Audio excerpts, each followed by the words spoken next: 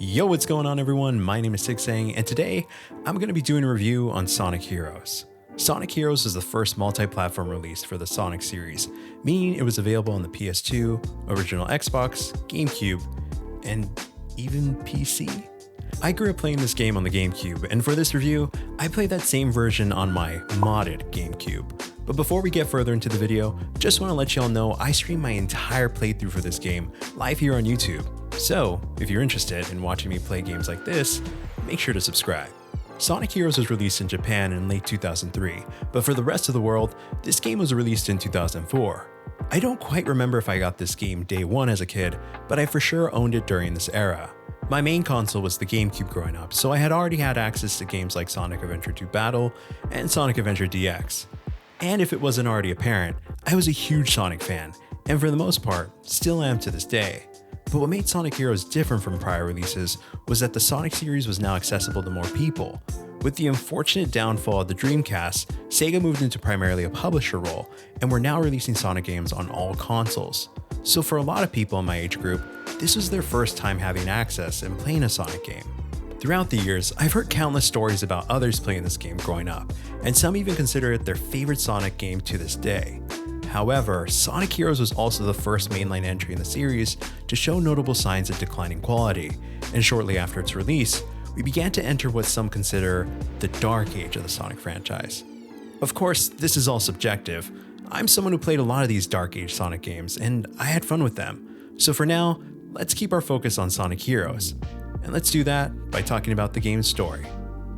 I'll be the first to admit that the story for Sonic Heroes isn't that great, but how the game ends definitely makes it worth it. There are 4 separate stories that you can play through, each pertaining to the different teams in the game. You have Team Sonic, Team Dark, Team Rose, and Team Chaotix.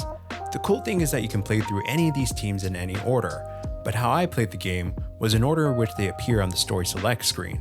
So, let's talk about Team Sonic first. Sonic, Tails, and Knuckles receive a letter from Eggman stating that he has a weapon that can conquer the world and invites the team to try and stop him. Intrigued by the message, the 3 decide to track down Eggman and thwart his plans per usual. However, midway through the story, there is a cutscene that shows what appears to be Metal Sonic emerging from a robot of Eggman. The team had already turned their backs, but you as a player get to see him.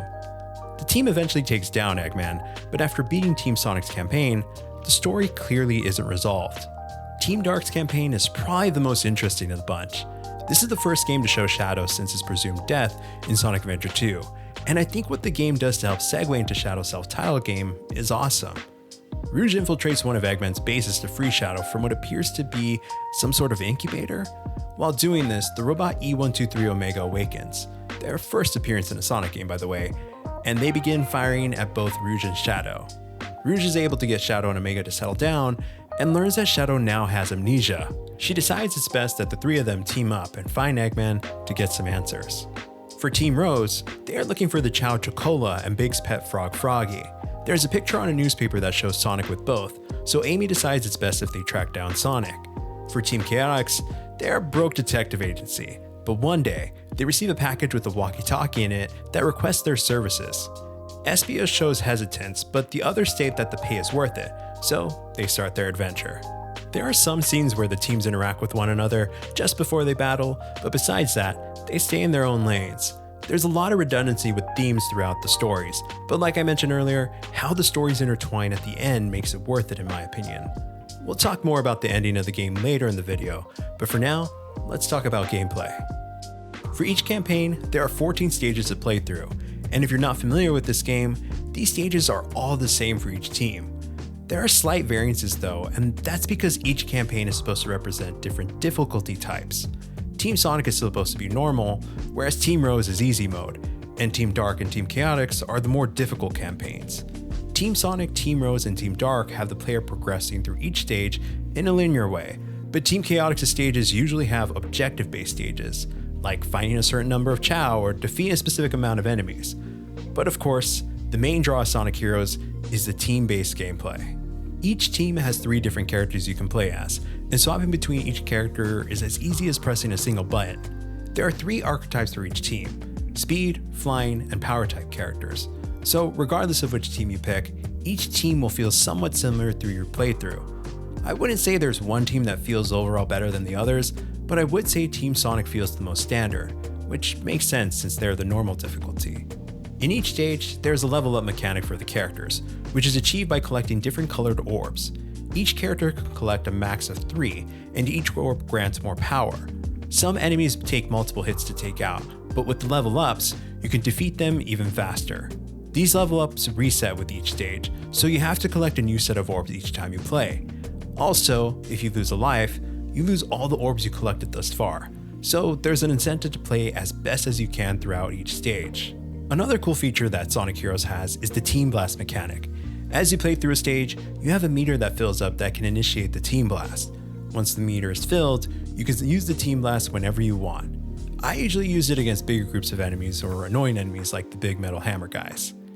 And like most Sonic games, you gain points throughout each stage that determine your rank at the end, A being the best and E being the lowest rank. It gives the player incentive to play through the stages again and earn as high of a rank as possible. Between the stages, you also have boss battles and special stages. For the boss battles, none of them are too difficult or memorable, but it is quite funny how you can cheese a lot of them just by spamming a homing attack or something similar. I do have a bit of a story though for the Egg Emperor and the Team Dark campaign. As a kid, this boss battle was impossible for me to beat, so I asked one of my older cousins to help me out. In exchange for his help, I gave him my most prized possession at the time, a Magician's Force 1st edition Dark Magician Girl. For those of you who are familiar with Yu-Gi-Oh!, you'll realize how big of a deal this was. But that's how desperate I was to beat this game. Yeah, you could say my cousin took advantage of me, but I think I was the one who proposed it, so we can blame young Sigsang. Regardless, it's in the past now, but I figured it'd be fun to bring up in this video. For special stages, this is how you're able to unlock Chaos Emeralds, which are used to access the last part of the game. You need 7 in total and can only earn 1 per each special stage. What's interesting though is that there are 14 special stages available in each campaign, but it's only the ones in the even numbered stages that have Chaos Emeralds. For example, you can't get a Chaos Emerald in the special stage in Rail Canyon, but you can in Bullet Station. Also, these special stages can vary in difficulty depending on which campaign you're doing, so I took the easy route and just did all the ones via Team Rose. Although I think the gameplay in Sonic Heroes is very interesting and unique, it is unfortunately affected by the poor physics and handling of the characters. While playing this game, there was someone who pointed out that I could be experiencing more glitchiness and bugs due to playing on an emulator. While this could be one of the contributing factors of jankiness during my playthrough, I clearly remember this game not having the best gameplay mechanics on the GameCube. And I also remember others mentioning that on the PS2, it had more issues than the other consoles. I think I felt the most jank when playing as the Speed characters, which is unfortunate since Sonic and Shadow are my favorite characters in the series. Overall, movement can feel very slippery for these characters, and in slower paced moments, there's not much incentive to try and use them. Otherwise, you might just fall off the stage or experience some crazy camera work. I put up with this jank, and although it wasn't enough to make me stop playing the game, I can understand why others may dislike Sonic Heroes for its wonky physics. Sonic Heroes isn't considered one of the worst Sonic games, but it came right before some of the worst rated entries in the series. At the time, it signified a drop in quality and may have foreshadowed what was to come. But that's some of the negatives with this game. Next up, I want to talk about the music in Sonic Heroes. Yes, as cheesy as the lyrics may be, this game has one of the most memorable main themes of the series. If you're a Sonic fan and you don't chant Sonic Heroes along with the song when you listen to it, are you really a Sonic fan? But seriously, this is another Crush 40 banger, the band that made a lot of the main themes during the Sonic era, and one of my favorite bands of all time. As for the music within the levels, I think they're pretty good tracks. From the chill guitar work in Frog Forest to the annoying synths in Casino Park, there's a variety of music that perfectly pairs with the level themes. You can really hear a lot of Jun Sonoi's influence in these since he was the lead music composer. And for those that are unaware, he is also the lead guitarist in Crush 40. He's pretty much a Sonic music legend. But what I really want to talk about are the vocal tracks in this game. Besides the main theme, each team has a vocal track done by different artists, which I think really helps set them apart. For Team Sonic, their track is named We Can and is a more upbeat rock song. It's actually performed by the same vocalist that did Escape from the City in Sonic Adventure 2. For Team Dark, their theme is named This Machine, which is an industrial rock song performed by the band Julian K. For Team Rose, their song is named Follow Me and is performed by vocalist Kay Hanley. Lastly, there's Team Chaotix's theme, which is probably my favorite team track of them all. This one is called, you guessed it, Team Chaotix, and is performed by vocalist Gunnar Nelson. I just love how self-aware the lyrics are, and the chorus just being a chant of the team's name is so funny. There is one more vocal track in this game, but we can't talk about it unless we talk about the ending of the game. So, without further ado, let's talk about the last story. After collecting all 7 Chaos Emeralds and completing each team's campaign, you gain access to a 5th campaign titled Last. This campaign teases a silhouette of what appears to be Metal Sonic, but his official name in this form is Neo Metal Sonic. He is the one who has been orchestrating things in the background of each campaign, and in this final one, we see his plan come to fruition after collecting data from each team. At this point, all the teams have gathered and are able to witness Neo Metal's transformation into his Metal Madness form. As usual for Sonic final bosses, the Chaos Emeralds are needed to take them down. Team Sonic is the team that uses them, but before that happens, the 3 other teams offer to lend a hand to buy Team Sonic some time for their transformation. Once they transform, they are tasked with facing Neo Metal's final form, Metal Overlord. As Team Sonic, you take to the skies as Super Sonic, with tails and knuckles and golden orbs. I always thought it was kinda lame how they get sidelined to these forms, but I do like the idea of only the hedgehogs being able to go super. Anyways, now that we're finally here, let's talk about the best vocal track in Sonic Heroes, What I'm Made Of by Crush 40. This is hands down one of my favorite Crush 40 songs, and it's so fitting as the backing track to the final boss of the game. The vocals and guitar work on the song are peak Crush 40, and I'm so glad Crush 40 got 2 main tracks to perform for Sonic Heroes. The boss battle itself is alright. The main thing you have to watch out for is your ring counter, but other than that, Metal Overlord isn't that difficult. This boss battle is more about the spectacle of the fight and listening to the music while enjoying the moment. Once he is defeated, Sonic says the thing, and the teams go their own ways. But I can't help but feel a bit bittersweet about this game's ending. Not because of the story, but because what this game's ending signified for the franchise as a whole.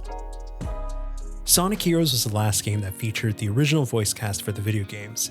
This included the likes of Ryan Drummond, David Humphrey, John St. John, and many others. They were replaced by the 4Kids cast, which were most known for their work in the Sonic X dub. They were a great set of voice actors as well, to be fair, but it always makes me wonder, what would have happened if the original voice cast had been kept intact? I will say it's nice to see a lot of these past VAs still involved in the Sonic community, whether that be with conventions or fan projects, but I do wish they'd come back in a more official capacity at some point. Not sure if that'll ever happen, but one can hope. After the release of Sonic Heroes, you would continue to see Sonic games be released on multiple platforms. Games like Shadow the Hedgehog, Sonic Riders, Sonic Unleashed, and even some console exclusives like Sonic and the Secret Rings. I'm not sure if it's directly correlated with Sega releasing Sonic games on more platforms, but this era of Sonic games had a significant decline in overall quality, and affected both fan and critics' perception of the franchise. There were some decent games within this period, and even some I thoroughly enjoyed. But this is when Sonic's namesake would become a laughingstock in the gaming community, and we still see the effects of that to this day. Sega and Sonic Team have done a lot within the past 5 years to really course correct the franchise, but it took a lot of work to get out of that. But that's some brief history of the franchise that a lot of you may already be familiar with. I think a question a lot of us have on our minds though is if we'll ever see a game like Sonic Heroes again, whether that be a new game entirely or a remake of some kind. I think it was about a year or 2 ago that there were rumors going around that a Sonic Heroes remake was in the works, but one of the heads of Sonic Team, Togashi Iizuka, has been very stern about not wanting to make remakes. A part of me hopes this is a smoke and mirrors tactic, but I'm starting to think we won't be getting any remakes anytime soon. If anything, it'd be nice to have a port of Sonic Heroes to modern consoles, even if it wasn't a repackaged remaster like Sonic Colors or Sonic Generations. Unfortunately, this is also something that I don't think is too likely, because if they had the means to do it, why haven't they done it already? Though one thing that has been nice to witness these past few years is the reintroduction of other characters in the series, some of which hadn't been playable for a while. Having access to multiple playable characters in Sonic Heroes was awesome, but was something that Sonic Team shied away from for many years after. I think that with the rebuilding of the franchise's reputation, Sega has slowly started to bring back more and more characters, which as a fan is awesome to see. I think a big help to that has been the movie franchise's success, and now seeing characters like Shadow, Amy, and Metal Sonic on the big screen show that they're willing to explore other characters than just Sonic. Sonic Movie 4 will definitely be fun to watch, but with the recent announcement of a Sonic movie spin-off separate from the main story, it does make you think, could this be a Sonic Heroes themed movie? Or will it be a more practical thing like a Shadow themed movie? I'd be happy with either, but if they did a Sonic Heroes type movie, I think that'd be the perfect opportunity to remaster or even remake Sonic Heroes. Alright, I think I've yapped and speculated enough in this video. Let's go over some of my final thoughts on the game. Sonic Heroes can feel very jank and repetitive with the same stages for each campaign, but I think the charm of this game outweighs those negatives. Having a team-oriented game with multiple characters from the franchise was such a cool concept, and something that hasn't been replicated by Sonic teams since then. It's not a formula that I long for as much as the adventure games, but I definitely think a remake or remaster of some kind could be very beneficial. The fact that this was the first multi-platform release for the series and is still talked about to this day, I think is a sign that this game was a success outside just the sales numbers. If you haven't played this game before and want to give it a try, just know that you'll have to fight the game a bit to get it to work with you. But if you already have experience with Sonic games from this era, then there probably won't be too much of a learning curve. And that's going to do it for this one. Let me know in the comments what's your favorite team in Sonic Heroes, and if you could add a new team, who would be on it? I think a team in Silver and Blaze would be awesome, but I have trouble figuring out who would be the third member. Maybe Marine? If you liked this video, make sure to give it a thumbs up and hit the subscribe button. I do a variety of video game content here on my channel, which now includes short form content and multiple live streams per week. And if you're interested, you can follow me on social media on Twitter and Instagram @SigSang for updates and funny posts. Thank you so much for watching, hope you tune to the next one, and let's have a great 2026. Peace.